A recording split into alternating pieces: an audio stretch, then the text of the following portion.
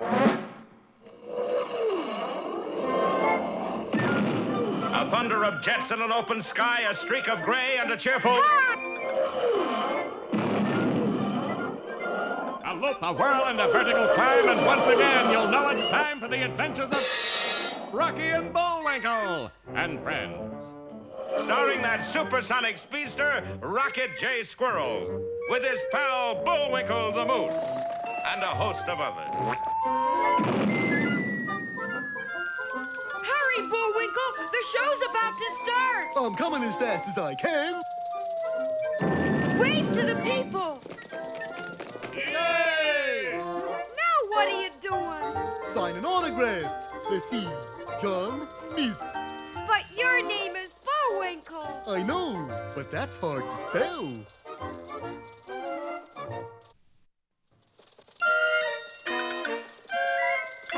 We're gonna have a lot of fun. Come on and join us. Sure, there's always room for one more.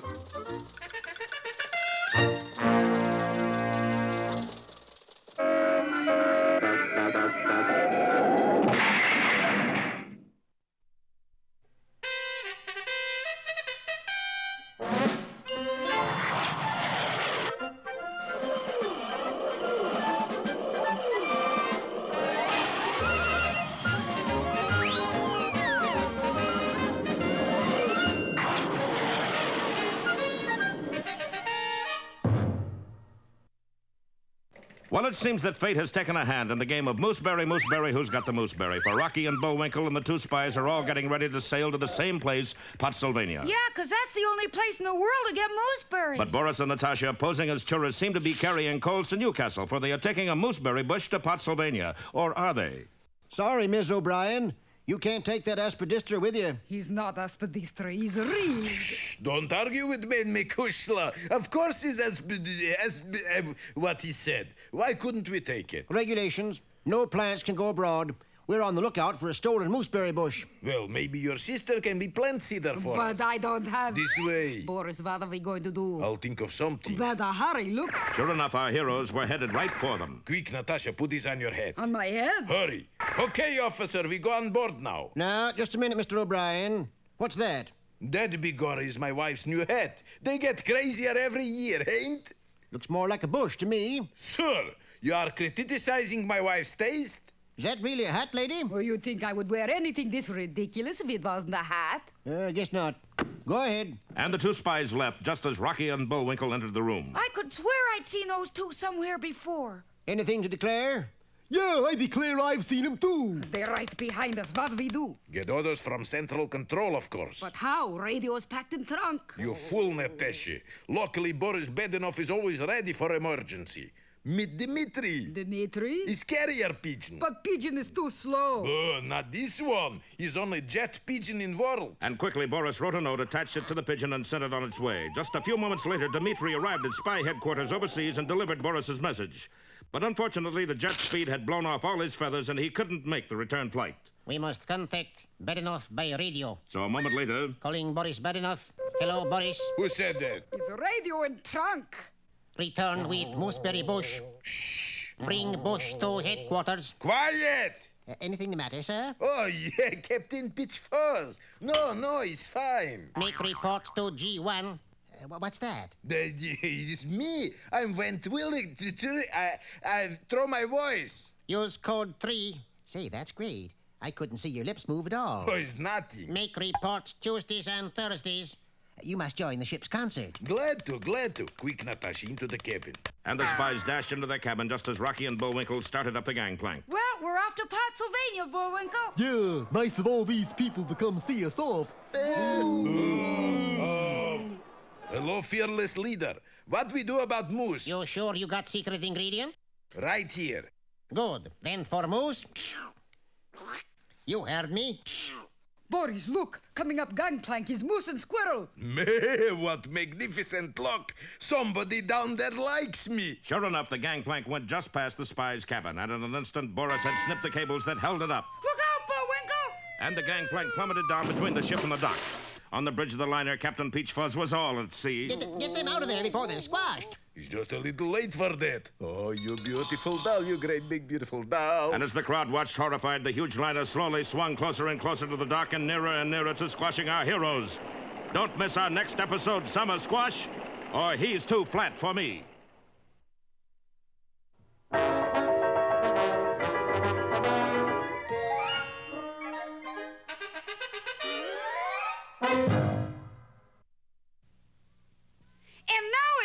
Time for that jolly juggler, Bullwinkle. Oh, dear. 3 at once. 1, 2. And now here's a feature you're sure to like. 3.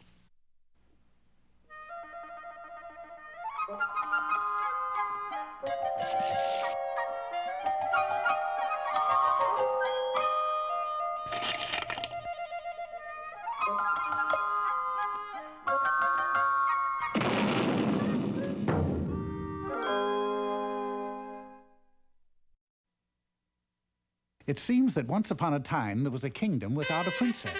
And since no real kingdom should be without a princess, the king decreed that a princess must be found. A princess must be found. The king was interrupted by the court jester, Million Laughs Charlie. Ho, ho, ho, ho, ho, ho, ho. How about a good laugh today, Kingy? A funny thing happened to me on our way to the castle. This Irishman says to me... Please, Charlie, I'm trying to find the princess lost since childhood. Oh, gosh, King, that's a great idea. How you gonna do it? Nothing to it, Charlie. Just offering 1,000,000 gold grickles to the princess when she shows up. 1,000,000 gold grickles? Well, sire, I'd love to help on this project. Do you remember what she looked like at all? No. Good. I mean, oh, that's too bad. She was just a baby when she left. But I'll know her by the way she passes the test I have in mind. Sure. Well, see you around, Kingy. I have to go cheer up some shut-ins in the dungeon. Yuck, yuck. But Million Laughs Charlie wasn't really going to the dungeon. Oh, no. He was on his way to find... 1,000,000 gold grickles. The happy ending. Oh, I just love fairy tales. Charlie. Huh? Let's go to a show tonight. Not now, honey. I got a big deal cooking. Don't bother Charlie now, baby. And the jester entered the house of his good friend, Clyde Clod.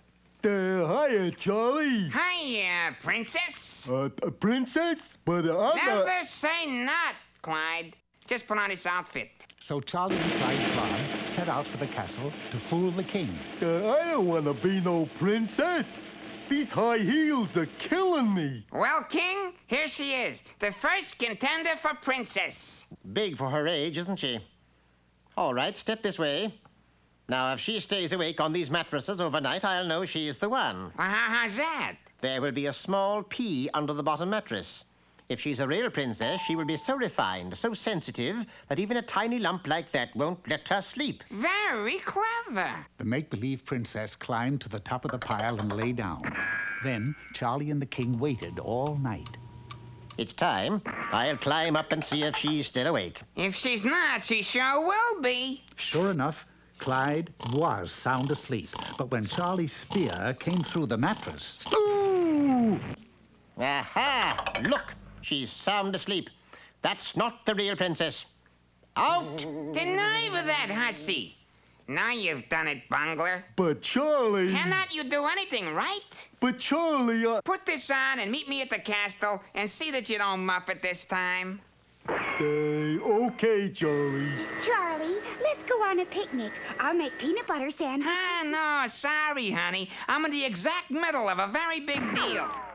In a little while, Clyde was once more climbing onto the mattresses. Is the pea still in place, Charlie? I will see, Your Majesty. But while checking the pea, Charlie opened a bottle of mosquitoes. The idea was that they would be sure to keep Clyde awake. Unfortunately, one landed on his nose. So, when the king climbed the ladder to say goodnight... This girl is asleep already. She's a fake. Out! You imposteress! Oh, Charlie, I can't do it. I ain't no princess. I'm just a... Sure you can, kid. You'll make a great princess. Now put this on. And here, take this alarm clock. It'll wake you in the nick of time. Sure enough, the next morning, just as the king was climbing up to check the princess, the alarm went off.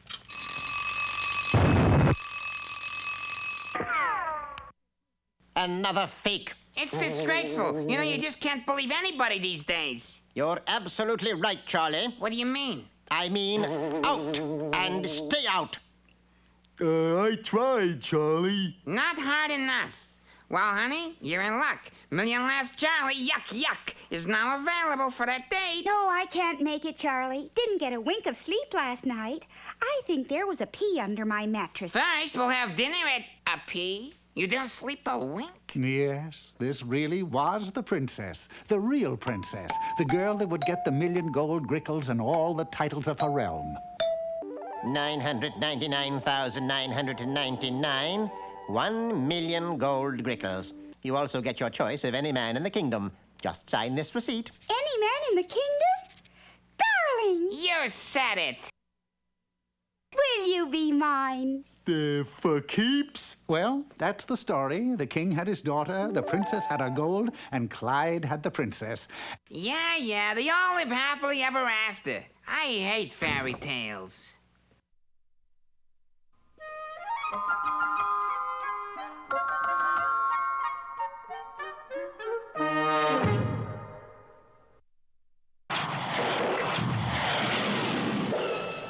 Private Bullwinkle, sir, with a message. Just in time. Is it important? Is it? Just look. Well, you lucky people, time again for Bullwinkle's Corner. Thank you, Rocky. Today's poem is that intimate story of life among the royalty, the Queen of Hearts. The Queen of Hearts, she made some tarts, all on a summer's day. They look good, Queenie. What kind are they? Soybean, rutabaga, asparagus, and turnip. Turnip? Turnip tarts? I used my health food cookbook. Oog. Well, on with the poem. The Knave of Hearts, he stole those tarts and took them clean away. Stop, thief! Come back here, you tart napper! The King of Hearts called for those tarts and beat the knave full sore. The Knave of Hearts gave back the tarts and vowed he'd steal no more. Oh, you don't get off that easy. You stole 'em, friend. You eat 'em. And now, Hey, Rocky, watch me pull a rabbit out of my hat. again, Nothing up my sleeve. Presto! Ooh, don't know my own strength. Now here's something we hope you'll really like.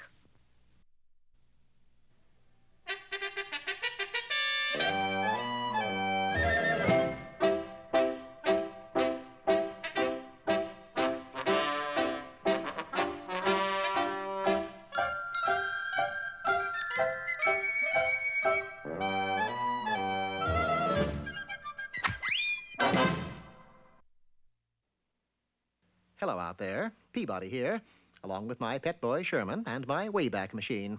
Sherman is the one in the short trousers. the wayback's all warmed up, Mr. Peabody. Excellent, Sherman. Set the indicator for the year 1885. And our destination? Buffalo Bill's Wild West Show, where we'll meet Annie Oakley. Like all of my inventions, the Wayback behaved flawlessly, transporting Sherman and me inside Annie Oakley's dressing room. We were just in time to witness a superb exhibition of marksmanship. Wow, she didn't miss one. Remarkable, Miss Oakley, remarkable. You mean remarkably bad, don't you? I wouldn't call 5 out of 5 bad. I would. I wasn't aiming at them glasses. She directed our attention to a large target hanging on the wall. I've taken 49 shots at that thing and I ain't hit it yet. Watch. I was certain this time she would definitely hit the target, especially since she was standing but 2 feet away from it. Unbelievable, ain't it? Perhaps if you had your eyes examined. Oh, my eyes is all right. It's this here brand new gun. I just can't get used to it. Now, my old gun. What happened to your old gun, Miss Oakley? It was swiped. Stolen. Uh-huh. And for the life of me, I can't figure out why. The reason became apparent as soon as Buffalo Bill stepped into the room. I got good news for you, Annie. I just arranged a special shooting match for tonight, and I bet everything we got. Oh? Who is Miss Oakley's competition? Yeah, a fella named Forrest Primeval.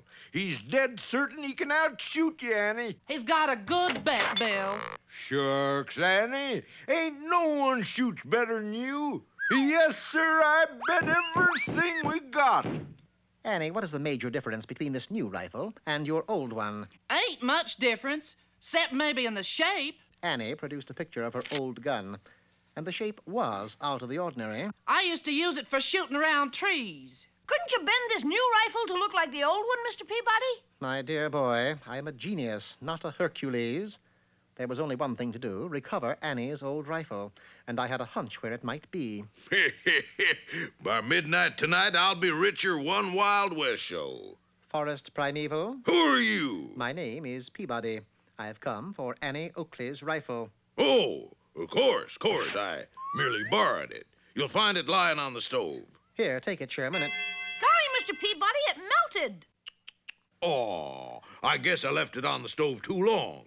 Well, do give my best to Miss Oakley. See you at the match tonight. That evening, a huge crowd assembled in the main tent to witness the titanic struggle. I tell you, if I have to shoot this here straight rifle, I ain't gonna hit nothing.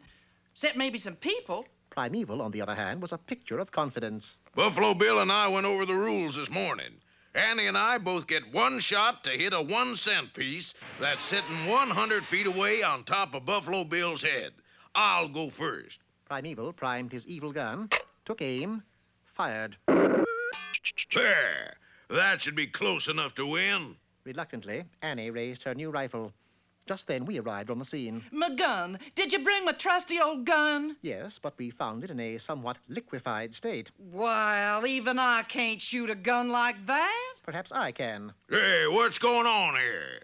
Look, Miss Oakley, either you shoot or forfeit the match. Having no alternative, Annie shouldered the new rifle. Gee, Mr. Peabody, it looks hopeless. Not hopeless, Sherman. Just bad. If I can fire exactly when she does, perhaps I can deflect her bullet to the target. That's impossible, Mr. Peabody. Nothing is impossible for a Peabody. You may shoot when ready, Miss Oakley. At what, pray tell? At the coin on Buffalo Bill's head. Annie shrugged, then fired, and so did I. You did it, Mr. Peabody. What else? Any girl plumb smack in the middle. Needless to say, Buffalo Bill kept his Wild West show, while Annie Oakley kept her reputation. As for Forrest Primeval, he fell into a severe state of shock. So severe he couldn't move a muscle. And strange as it seems, as the years wore on, Primeval became a national monument. But then I suppose you've heard of him. Petrified Forrest?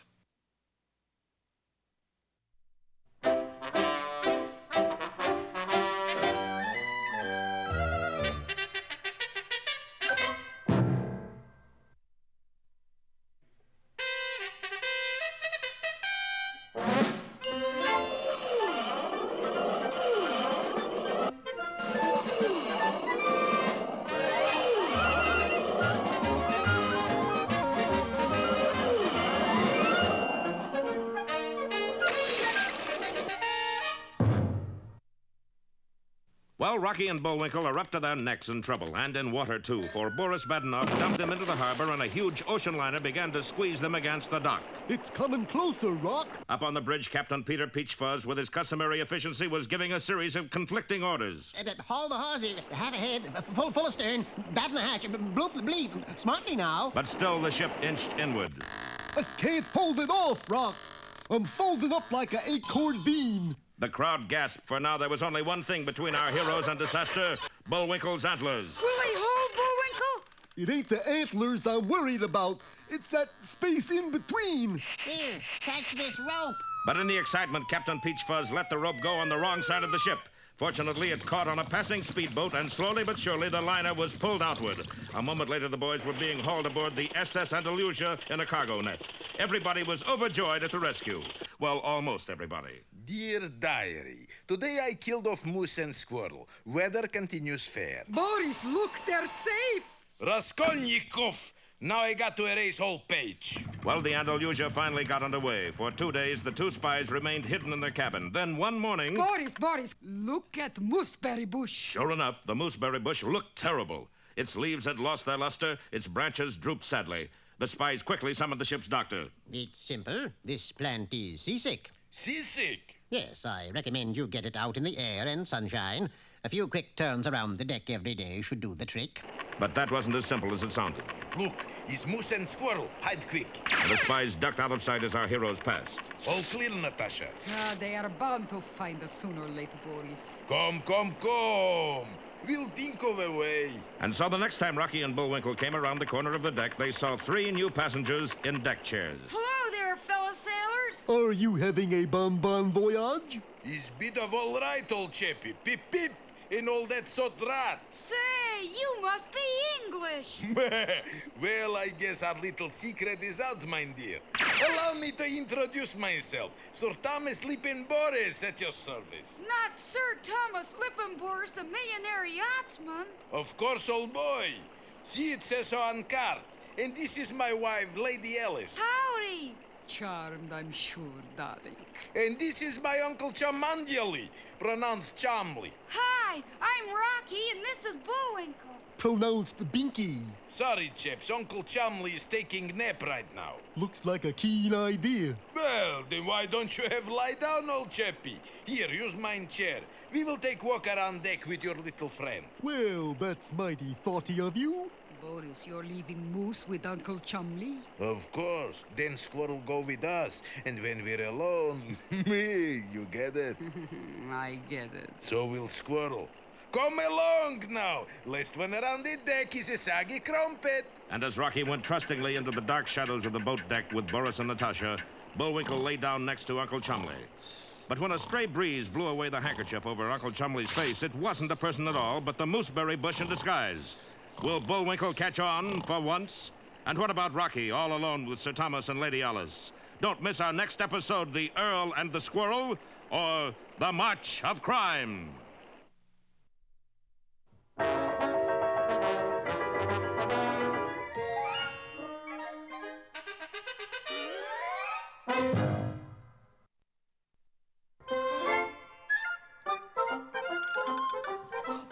It looks as if our time is just about run out. Just enough left to tell him who the sponsor was. You got the credits, Bullwinkle? All on this itty-bitty card. Oop.